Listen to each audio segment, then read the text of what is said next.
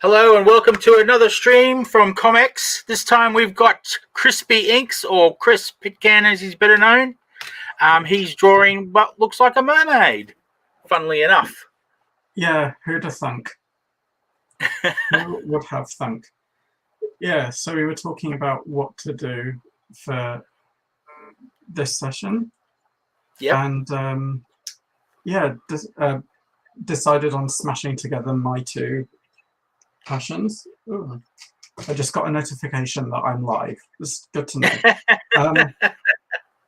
Yeah, decided to smash together my two passions, which are mer people and historical clothing. So yeah, Ariel trying on some historical dresses. And the theme for this week is the 1830s. On account of that was when the original book was written and published, 1837, I believe. Oh, okay.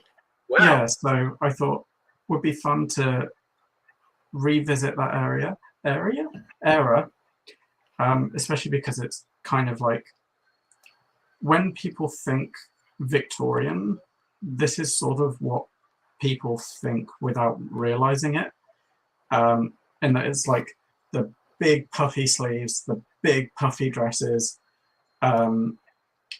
Funnily enough, though, no crinolines. Crinolines were not invented, or crinolines as we know them were not invented just yet. Okay. Yeah, so crinolines were more an invention of the 1850s. So those big hoop skirts that were really wide and people had trouble getting through doors. Yeah, that's about 20 years later. Wow. At this point, don't get me started. I mean, I'm already started, so tough luck. But yeah, at this point, the skirts were kept out and kept wide by using like layers and layers of petticoats, but the bottom layers were often either sewn with cording around the base to hold the shape out, or they were lined with I think it's called tarlatan, which is a kind of like horsehair padding. Oh, okay. That was woven. Sounds very warm. Oh yeah, it would have been. But like, keep in mind, this was pre, global warming, pre-hot weather. Like, the weather was actually just colder then. So, okay. But also, a lot of the times, these clothes, it's one of those tricky things where it's like the clothes might have a lot of layers, but they also keep the sun off of you, so you don't actually get direct heat on your skin. And there was often a lot of like air underneath the skirts, because the bottom layers were so stiff they were kept away from the legs.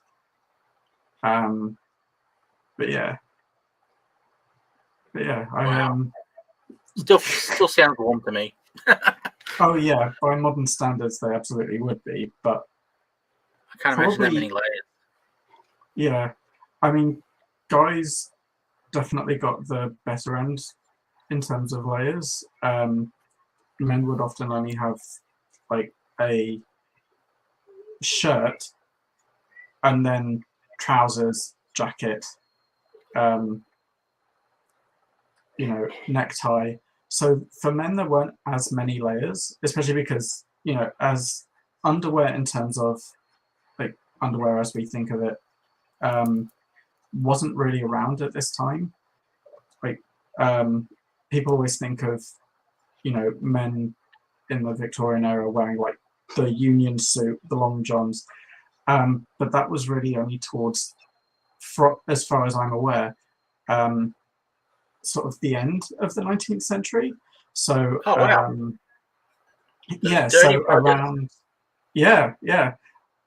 so next time you see Marie Antoinette just know she's got no knickers on. They were not invented yet. Oh, that's classic. Yeah, so women would have a chemise, which is like it looked kind of like what we'd think of today as like a nightshirt. You'd then put the stays or corset on over that, and you'd then put petticoats on over that, or sometimes you put the petticoats on and then the stays over the top. But yeah, like women didn't have like enclosed drawers or enclosed knickers because it would be too difficult to go to the bathroom. Oh God, with all those other layers, of course. Yeah, but also men didn't have them either. Like men's underwear was just a very long shirt that was kind of wrapped and tucked between the legs when they put the trousers on. Oh. Yep. The sort of long johns union suit thing came along from memory, I think around the sort of 1870s, 1880s. Women didn't really wear like enclosed undergarments until sort of the 1920s, or just a little bit earlier than that. So sort of around when the First World War hit, because that was really when women's fashion underwent major changes. Okay. So yeah. I hate how you just draw hands so effortlessly. Well, it's just a lot of practice and it doesn't always work. I'm lucky today. I'm lucky today. I'm on form. There have been days where I've just been like, their hands are in their pockets. We don't see them because it's just not happening. Yeah. But yeah, I won't annoy you on the first show to give me pointers, but there will definitely be me asking for pointers down the track. I mean, it's my biggest pointer is find artists whose work really resonate with you and see how they do it. Okay. Because it's like I have this, I guess, theory of, you have artists that you really admire, whose work you really like, but you don't necessarily like want to be able to do what they do. Mm-hmm. Beyond, wow, I wish I had the skill that they did. But it's like, if you go, you can draw exactly like this person, it's like, I'm all right. And then there's the artist where it's like, if I could just do that, that would be amazing. And my theory, or at least I've found, is that usually when that happens, it's because they're doing something you're already, I may have said this before, they're doing something that you're already trying to do, and they're just doing it better. So like there's a Japanese artist whose work I really admire. From memory, his name is Akihiko Yoshida, I think. I'm gonna have to double check. Yeah, that's cool. Dave says hi, by the way. Hello. I'm sorry for anyone watching and commenting. I actually can't see the screen at the moment. All I can see is what I'm drawing on because I'm sharing the screen, and if I take it down, it will look like an absolute nightmare. Like we already tried it. It's like those infinity mirrors. Yeah, exactly. But yeah, I'll read them out to you. It's all good, Chris. Cool. Yes, I was right. Akihiko Yoshida, who I really loved his work and was constantly trying to draw like him and could never quite get it. And then I sat down and was like, okay, what is it about his work that's really resonating with me? And realized that the main thing I was taking away was his cross-hatching style, like specifically the way he did that. And so I just sat down and I focused on that, and I tried to learn and study how he did it, instead of just trying to copy his style, which ended up being far more useful because it was like, oh, I don't actually want to just take his style. I want to learn this specific thing. It's because I'm already trying to do something similar and just not doing it, just failing miserably at it. But yeah, so that's sort of my bit of advice. Nice, thank you. But yeah. I probably have a few artists that I could probably put under that, and they're all comic artists. Yeah. But I'd have to think about it more seriously and look at their art again, because I haven't looked at their art for a while, and try to think what it is that I like about each thing and what it is in particular that I want to do similar to each one, I guess. By the way, Ben Sullivan says hello and great to watch your work. Oh, thank you. Hello. So I'm concentrating on trying to get these inks down because I know I've only got an hour, and technically I probably don't actually have to have this finished, but I'd like to. Technically you don't, you're correct.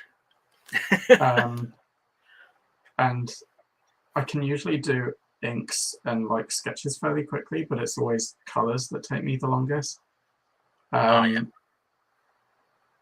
So yeah, but yeah, so Little Mermaid with a sort of more, like I said, 1830s gown, specifically 1837, which was if memory serves me, was the year that Queen Victoria came to the throne. Good memory. So, yeah, I'm pretty sure that's right. But it is also the year that The Little Mermaid was published. And so in this era, you've got sort of a mashup of two styles, and it's kind of the only time you really see this done in this particular way, which is the big chunky Lego mutton sleeves, the really big puffy ones, and the big puffy skirts, which is one of those things that people always kind of put together when they think of the Victorian period. But the truth is, it was only in fashion for a very short amount of time. And part of that is because it does look a little bit ridiculous. It makes you look like a bit of a cream puff. Whereas because both of these styles that end up coming back by the, oh, that's terrible. Because we then see the sort of the wide skirts get wider and wider and wider. But when the Lego mutton sleeves come back, the skirts have kind of gotten narrower because oh my god, I'm drawing this so badly. I'm sure you're not. Oh, I really am. But yeah, generally as the sleeves get puffier, the skirts get sort of more constrained or more constructed. Whereas this is kind of really the biggest era where the sleeves are ridiculous and the skirts are huge. But it's it's all about that optical illusion of having quite sort of wide shoulders and then wide hips, which then makes the waist look tiny. So all the stuff about the Victorians cinching themselves to death, actually mostly not true. I mean, people said it in the 19th century. Like you'd get a lot of male doctors going, "Oh, corsets are terrible and they're squishing up all your insides." Fun fact: so do tight jeans. Yeah, so wearing tight jeans is a lot like wearing a corset. It does the same thing to your insides. Good to know. But your insides are squishy, so it's fine. Like, they're supposed to be able to squish around like that. Good point. But yeah, so like I said, this era is kind of like an in-between era. After this, you get the crinolines come in the really big skirts. And then once they start going down, the big sleeves start coming back. I'm just thinking of shows that this, because you don't see this era very often, just because it is kind of silly looking. But if you know the TV show Gentleman Jack, I think it's called. Can't say I personally know that one. Yeah, it's probably one more for people who really watch a lot of like period dramas and all that kind of stuff. But yeah, Gentleman Jack is set in the 1830s. Jane Eyre usually starts in the 1830s when she's younger. But like you also see a lot of like A Christmas Carol is often set around this time period. Oh, okay. I'll have to take more notice next time I watch that. But yeah, I was just thinking I should also probably talk about The Little Mermaid as well, because it is, you know, obviously my favorite Disney film, one of my favorite stories. You know, one of the things people often go, "Oh, did you know the original version is quite dark?" And it's like, yeah, everyone knows that now. Because in the original version, obviously, Ariel, well, she doesn't actually have a name. She's just referred to as the Little Mermaid. But she doesn't just give up her voice. Her tongue is cut out. Oh, wow. Yeah, did you not know that?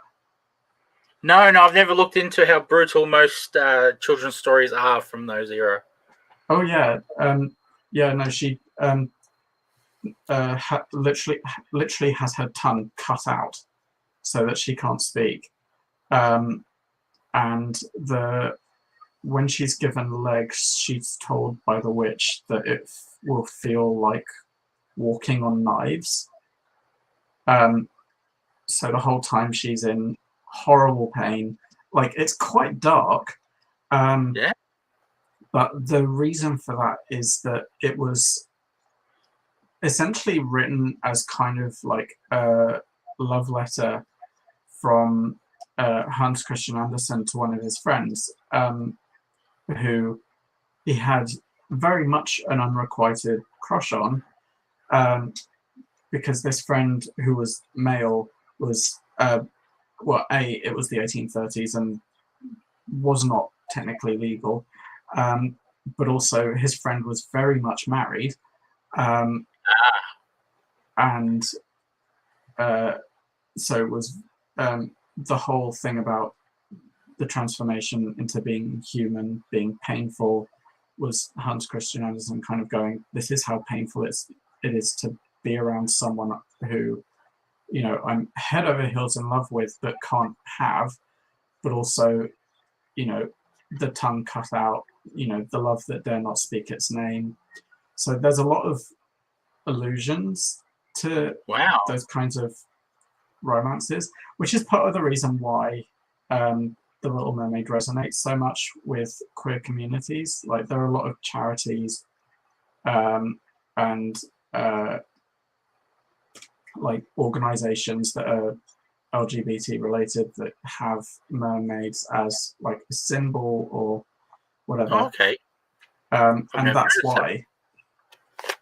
Yeah, so like one of the biggest children's charities for trans kids in England is called Mermaids.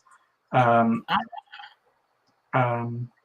yeah, I mean, like, I've been obsessed with The Little Mermaid ever since I was little, but also not just The Little Mermaid, but mermaids in general. My dad is a big fan of like fantasy art. He had a lot of like art books of, you know, Lord of the Rings, sort of Alan Lee. But one of the books he lent to me and let me read when I was little was a Alan Lee and Brian Froud's Book of Fairies. which Okay. I don't know if people out there will know that one, but Brian Froud was the production designer for films like The Dark Crystal or The Labyrinth.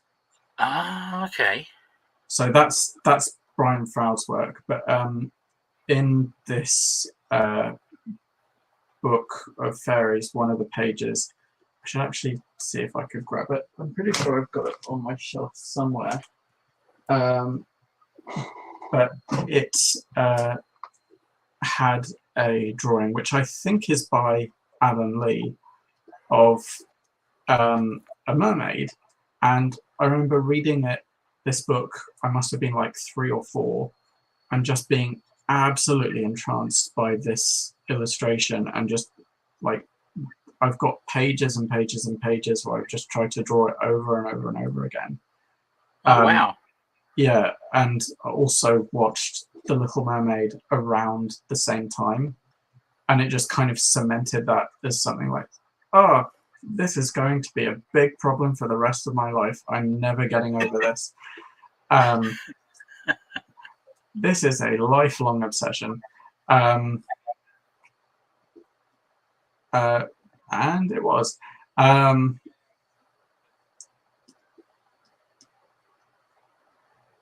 All right, getting there.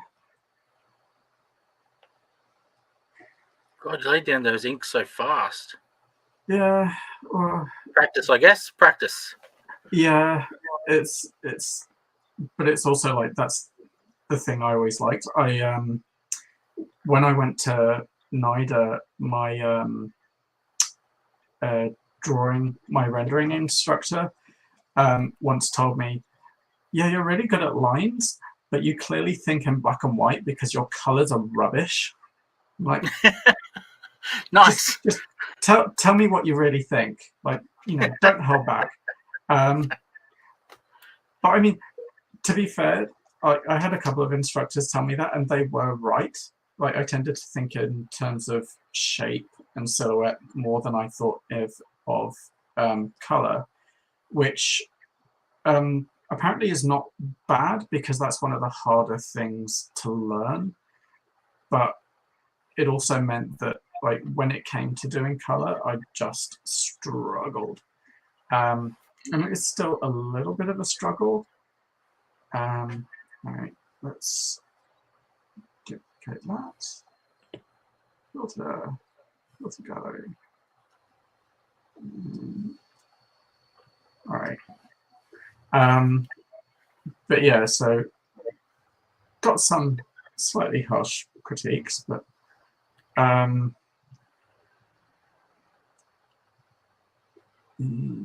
this is a bit where I have to actually concentrate. But it is what it is. It's all a learning experience, and as much of those kind of critiques can sting, if they're made in good faith and you can learn something from it, then do that, like, as much as possible. And it's one of those things where we like to think that if critiques are made in good faith, they don't necessarily hurt as much, which is a lie. Getting critiqued will always hurt. Yeah, true. But it can also be helpful, and as much as it stings, you kind of need to take some of it on. Yeah. It helps you improve. Yeah, exactly. And it's like, if you cover your ears and go, nope, I don't want to hear it, you're not gonna get better. But I mean, at the same time, like, a good rule of thumb I find is that if someone opens their mouth and is about to give me some critique on either something that is meant to be just a fun scribble, and therefore, like, don't critique me on this, or like, I'm just not in the headspace for it, I'm like, just hold off. Give me critique when I'm asking for it. But for the moment, yeah, keep it to yourself. But I'll hold back then. I'll hold back. no, today we can go ham. Tell me all the things I'm doing wrong. I wouldn't have a clue. Everything I see is right. I'm looking at this and I'm already going, oh, I can see mistakes. I can see things I don't like. But you know, I'm too busy just going, wow, this is awesome. I wish I could do this. This is so awesome. So there'll be no critiquing from me, unfortunately. So you won't learn a thing today. Alas. What am I even here for? I don't know. There. And let's see how we go. Oh, good. It's only 5:30. So is that not? Oh, sorry. No. All right. Go ahead. Yeah, I was just going to say, is that normally how you sort of do the colors really rough like that? Is that what you always do, or is it just because you're trying to be quick, or? Mostly just because I'm trying to be quick. Well, I say that. Normally, I'd lay down like a flat base first and then select those specific parts. But just because that tends to be a bit easier to do. But if, like this, I'm just trying to kind of go as quick as possible, then I can just kind of rough it in and still kind of get the same look. But like, so for example, I've just realized I haven't quite finished doing all of her skin tones. So I'll probably just finish that and then deselect sort of like her face and whatnot, so that I don't have to then worry about that getting colored by stuff that I don't want to be there. Okay. Photoshop tricks as well. I love it. Yeah. So like, well, I mean, I'll do it right now. So like, I'm gonna deselect all her face so that when I go to do the hair, I'm not gonna go over her skin.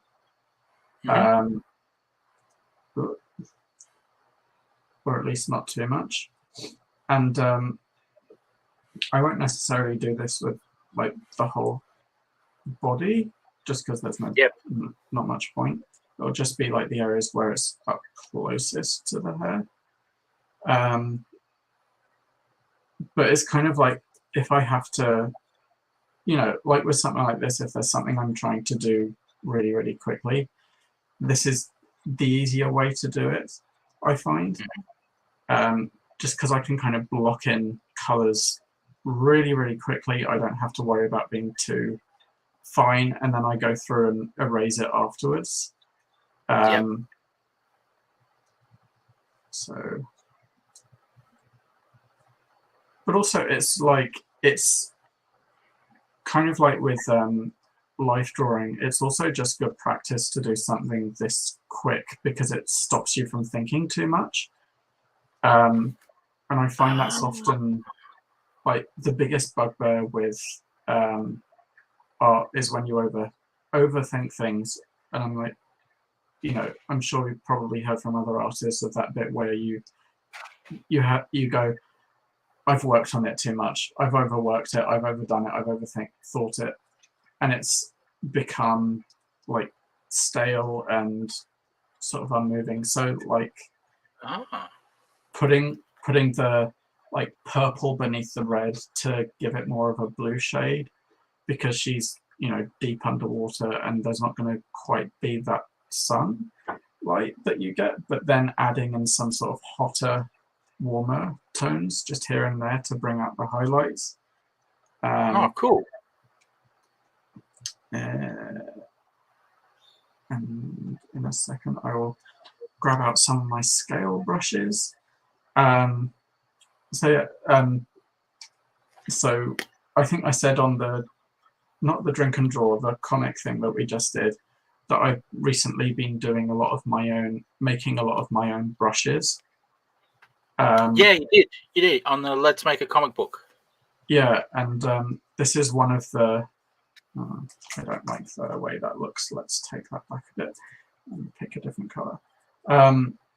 So this is one of the brushes that I've been working on, scale brushes, because I have a specific way I like scales to look, and I could never really find, like, there are plenty of brushes out there that are either made from photos of actual fish scales or drawings or whatever, but I could never find ones that I liked that worked with the way I drew.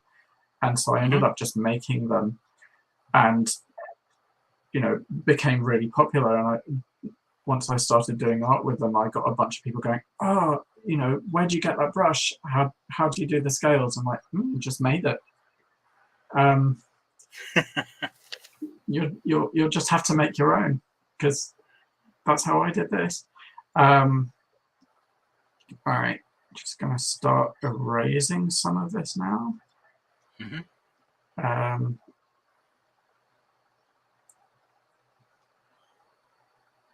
So that I can then move on to doing, because I've basically done the body and the hair. So the next thing will be the fins, because I like to kind of keep those slightly translucent looking. And then finally the dress, which I'll probably do as like a version of her pink dress from the film. Which, okay. Yeah, good lord. I mean, people won't know, because I imagine most people watching this were not there for the discourse with the new film, but people were going nuts over the lack of pink dress in the new film. Yeah, so in the new live action, Ariel she technically gets 2 dresses, but she really only gets one major outfit, which is the blue dress she wears for most of the film. But in the original cartoon, she's got like 4 or 5. There's the pink ball gown, there's the blue dress that she wears on her day out with Eric, there's the her wedding dress at the end, there's the silver seafoam transformation gown, and none of those were in it, and people just like I said, just went nuts. Actually, I've just realized I'm going to have to do the dress before I do the fins. That's all right. Oh. Why is that? Because this bottom fin is actually going over the dress. So if I want the fin to be translucent, I'll have to do the dress first, and then the... Yes. All right, so here's Makes sense. Slightly tricky, annoying bit where I have to work around the hands and the arms. I'll sort that out later.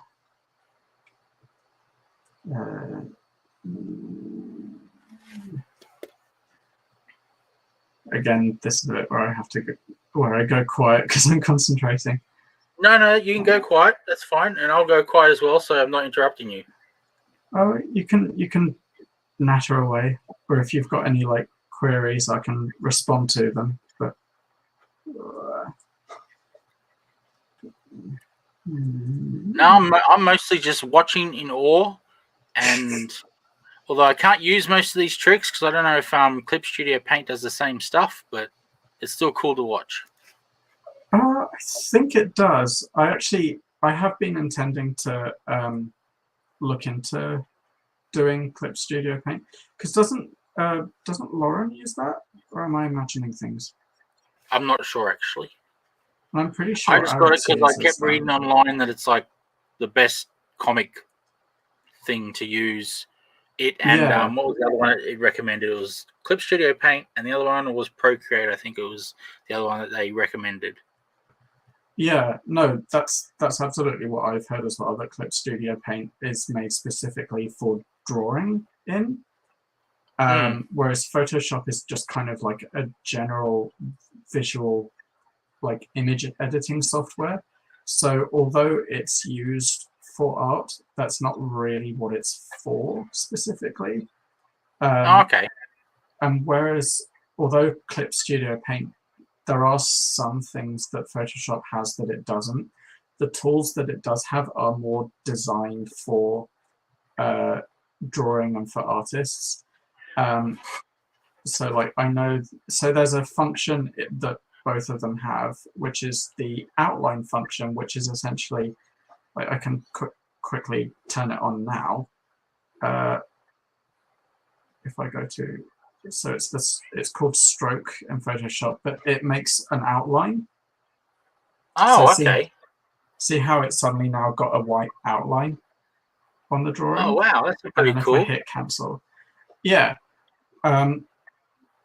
The one that Photoshop has does not look as good as the one that Clip Studio has. Clip Studio, the outline function is way better. Part of the reason why I don't yet use it, and I would like to learn, but it's simply because I've been using Photoshop for about 10 years, and you know, it's the whole thing of learning new tricks and how to use a new program. And I'd need, you know, I'd need a solid few months where I wasn't working on anything to really learn it properly. Yeah, I was about to say that if you've got a lot of work on, it's probably hard to try to learn something new that'll slow you down. Yeah, especially because the files aren't cross-compatible. So a lot of the brushes that I've made for Photoshop wouldn't be compatible with Clip Studio. So I'd have to, I'd have to remake them all, which would be an absolute pain in the backside. All right, here we go, dress time. Woo! And Kerry has put up the comment, has Chris had tea yet? And if not, what's for tea? I actually, as in like tea is in tea or tea is in dinner, I actually had a cup of tea, just English breakfast. It was sitting right next to me. I completely forgot about it, so it's probably cold. It's fine. She's saying, sorry, couldn't resist. We're talking about dinner. Yeah, I haven't had dinner yet. I've got I actually haven't eaten today at all. I was working and completely forgot. I have a little plate of like rice crackers next to me. Ooh, nice. And I have, yeah, they are very nice. I've also completely forgotten that they exist, because I am incapable of doing more than one thing. Oh, that's a bit too warm. All right. So it's like one of the things I always try to do when I'm doing like really quick stuff like this is work on like my color and my lighting. So this scene is supposed to be quite cool lighting, but the dress itself is usually done in quite warm light. So it's like trying to balance that out and, you know, not try and keep those blue tones in there, which is something I'm, again, not terribly good at. Okay. You know, this is one of those things. Yeah, you're right. This looks terrible. Terrible. Yeah, it's just dreadful. This is one of those things where I'm like, I shouldn't point out all the things that I'm not great at, because then people will be able to see all the things I'm not great at. But also sometimes I find it can be useful for newer artists to kind of not see more established or sort of more experienced artists as just being, oh bugger. Speaking of things, I just realized I didn't take out that hand, so I'm gonna have to redo that.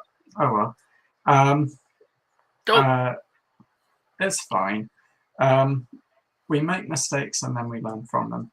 But yeah, literally, there we go. As I was saying, of not seeing artists as just kind of being perfect, and that even the most experienced artists will have stuff that they maybe don't do as well, or will have like blind spots, which, you know, is because no one is perfect. Everyone has something that they're good at and something that they're not good at, and that's true with art as well. I have to stop putting my hand over my mouth when I'm speaking. It's okay. We can still hear you. It's all good. Okay.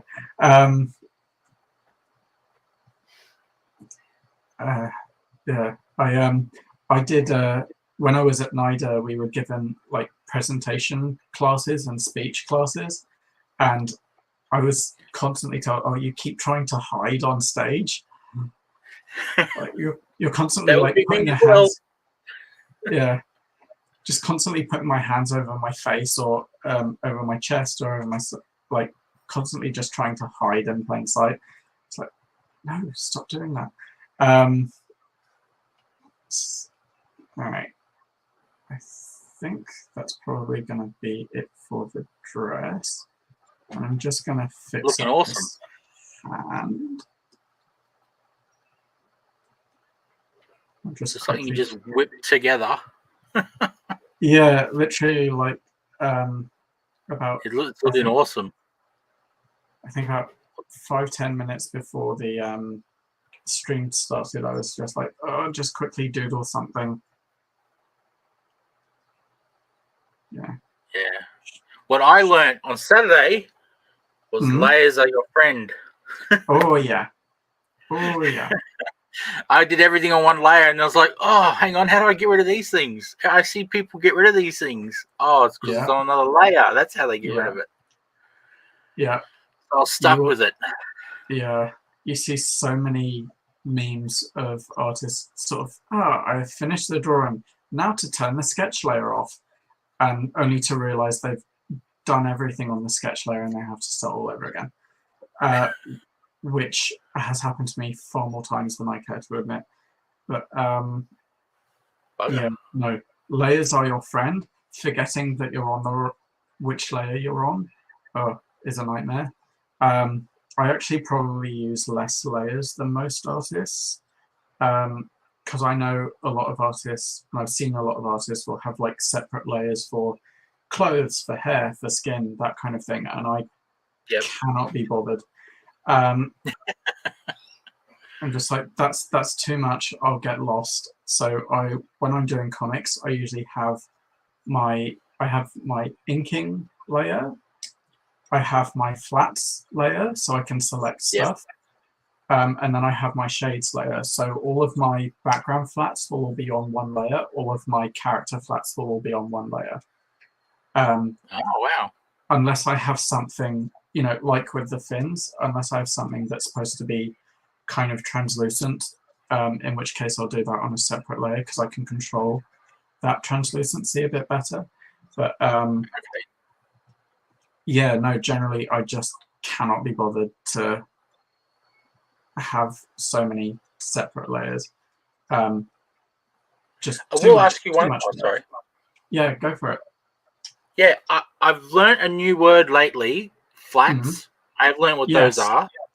But thins, that's a new word for me. What's that? Oh, I'm actually not sure. That might be to do with doing line art, of having like. Oh, okay.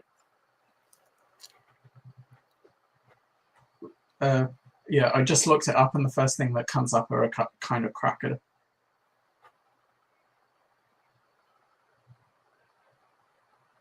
Yeah, so from what I can see, it's essentially like you have your standard lines, and then you go over with like your thin lines. But again, I'm almost entirely self-taught. Like all of my college stuff was for like costume rendering, set rendering, model making, that kind of stuff. So doing comic work or doing illustration, that's just all me having learned from observation from other artists and just learning on the fly. Wow. So a lot of these terms are just as new to me. I do them, but I've kind of no idea what the word for it is. Okay. So yeah, I remember when I started working with Nick, and she was talking about, flats, inks, all that kind of stuff, and I was like, all this terminology is completely new to me. I have to learn all of it. And I am still very much learning all the words, but I'm kind of like, if I can do the work, that's all that matters. I don't need to necessarily know the words. That makes sense. Let's just flick that there. All right. Actually, not too far off of finishing this. Just got to do some more detailing. Yeah, let's Nice. do that. Oh, that was terrible. I'm looking and I can't see the terrible. I think you're lying. Oh, I can see the terrible. No, it's funny. I got the comment that when I was at NIDA that whenever I work, I spend like 90% of the time kind of staring at a wall, just imagining what I'm going to draw. And then I just kind of go into a furious like, and the whole time I'm apparently looking quite grumpy and like, no, wrong, incorrect, do it again. All right. Well, I wouldn't know. I'm too busy looking at the art, so I can't tell you if that's still the case. Oh, that's wrong. That's horrible. Let's try that again. There you go. That's better. So yeah, like me going, oh, that's horrible. I just picked the wrong color to do some of the shine. So I picked a color that was too white, and it usually works better if you use a sort of a color that's got a little bit of the background in it. So like a blue or a green or a red, so that it's not pure white, because that very rarely actually happens in nature. Or in reality. But also it means that you then pull out those whites when you really want to focus on something, when you really want to emphasize something. Very cool. All right. So Ariel's about done. And I'll just put in the last couple of effects. So you're working with Photoshop. What's the hardware? Oh, as in the computer or the... Yeah, what you're using to draw on. So I just use a Wacom tablet. It's one of the ones that is like, it doesn't have a screen or anything. So I'm looking up and not looking at my hands while I'm drawing. How long did it take to get used to doing that? Surprisingly not that long. I guess it shows you where the pen is, but oh wow, that still sounds really difficult to me. I can't imagine doing that. Yeah, it's a bit tricky to start with, but it genuinely does not take that long to get used to. Again, because the image is kind of up here, and so long as I'm looking, and like I said, I can see where the brush is on the screen, so that's what I'm looking at. And it's kind of like how you can wave your arm around and you know where your arm is without necessarily having to see it. All right, let's do some highlights. I have enough trouble when I can see where the pen is. All right, I'm just going to duplicate these layers. And might help if I merge them.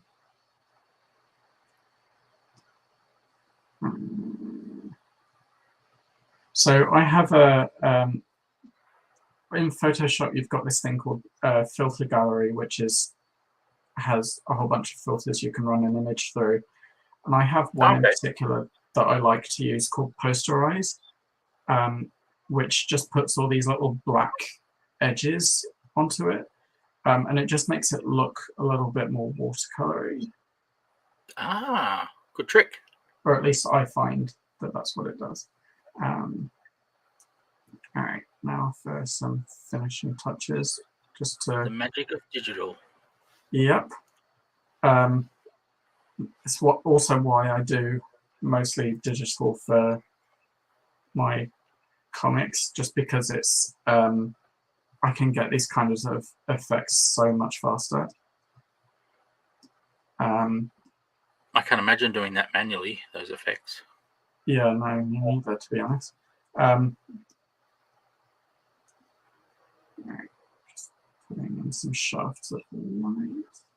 Gonna add some fishies.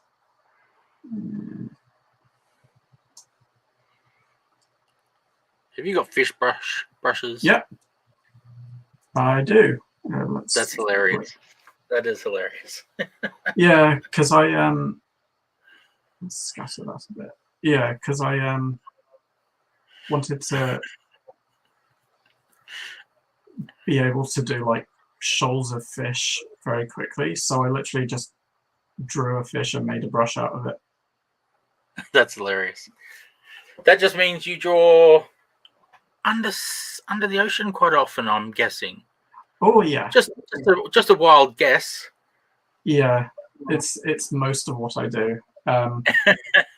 Again, go to crispy.inks, people, and you will see all the mermen and all the mermaids. Yep. All right. Yeah. Ironically, I was told by my drawing teacher at NIDA, "Oh, you always draw mermaids. You need to stop doing that." And I'm like, that is how I make most of my money. Is people paying me to draw this stuff. Because that's most of the commissions I get are people going, "Oh, you draw mermaids really well. Draw me." I'm like, sure thing, pay me. All right, I think I am just about done. So yeah, here we go. First in our series, Ariel in her grotto with an 1830s pink gown. Nice. I love it. Yeah, not too bad. I love for an hour. Brush. That's going to crack me up for hours. Yeah, I have to have my fish brush. Oh. Got there in the end. Just got to decide what I do next time. Yeah. I've got a few ideas. You got ideas? Awesome. Mm-hmm. Awesome. Cool. Well, thank you very much, Chris. That was really appreciated. That was really cool to watch. And how you do things differently if you're doing it quicker. That's really cool. And the little tricks that you just showed me, although I didn't quite understand what you're pressing to get them done, but it doesn't matter. I know they exist now. So I can start looking into it. And you've got excellent work, Chris. Sorry, excellent work, Chris. Fish brush, wow. That's from Ben Sullivan. Yep, fish brush. Yep, and awesome work by Dave Dye. Thank you. Yeah, that was just awesome. I'm looking forward to next week now. This is going to be great. And I've just got to remember not to zone out watching the art happen. And remember that I am indeed a little square up in the corner. But no one can really see me, so it's I can get away with a lot. I can stare at the art and no one will know what I'm doing. Fair enough. Cool. Well, thank you very much. That was much appreciated. That was awesome art. That was great to watch. And yeah, I look forward to next week. Thanks very much. And cool. I will just go to the right screen. Yeah, our pleasure. ComX is very privileged to have you. Thank you for coming on and drawing this. And yeah, next week, can't wait to see more. Cool. Good night, everyone. And thank you. Thank you, Chris. Thank you, everyone, for watching. And here is my really bad voiceover. Like, share, and subscribe.